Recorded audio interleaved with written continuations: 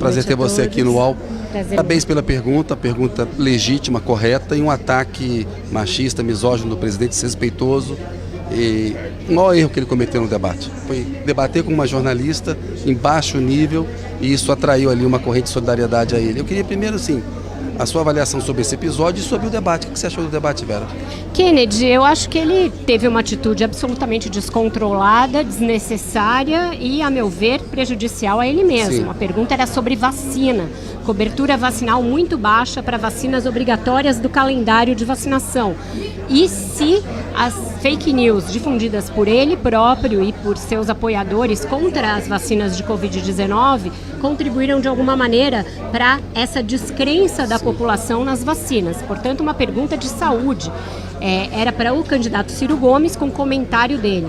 No comentário ele não falou absolutamente nada de vacina, passou para um ataque pessoal a mim, algo que não é a primeira vez. Ele já fez em relação a mim, já fez em relação a outras jornalistas mulheres. É da natureza do presidente, ele não gosta de ser questionado e não admite ser questionado por mulheres. Eu acho que isso foi altamente prejudicial a ele, transformou o machismo e a misoginia e a falta de políticas públicas voltadas às mulheres do governo dele no principal tema do debate. Sim. Ele teve de recorrer a um papel para dizer o que fez para as mulheres ao longo do seu mandato e ficou ali na justamente defensiva. numa hora que ele tenta atrair um voto feminino, né? Ele comete um erro desse. E desempenho da Simone Tebet e do Ciro, que me parecem melhores do que o ex-presidente Lula, do que a Soraya. Concorda com isso? Como é que você analisa o desempenho do Lula, da Tebet e do Ciro?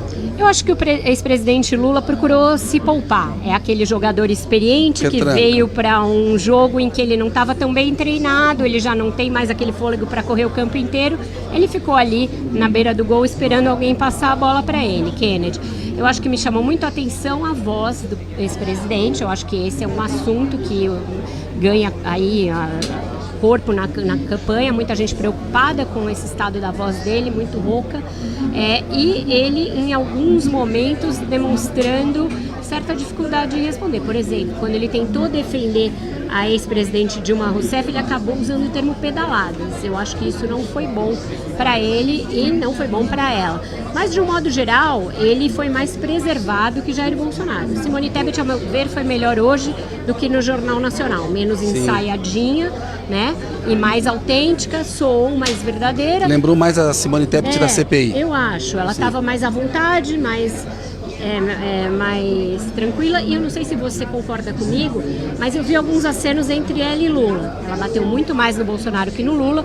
O Lula falou a senhora que teve uma participação muito importante na CPI, fez um afago a ela e me deu a impressão de que tem um caminho aí para o apoio dela a ele no segundo turno. Concordo, sim. Acho que ela bateu mais no Bolsonaro. Nessa que o Lula levanta a bola da pandemia e da CPI, ela dá uma alfinetada no Lula, mas acho dentro do jogo político ali. Acho que está aberto para o segundo turno uma conversa. E o Lula fez acenos para o Ciro. Ele não quis brigar com o Ciro. Meu amigo Ciro, meu amigo, vamos conversar. O Ciro quase foi, mas acabou não indo, né?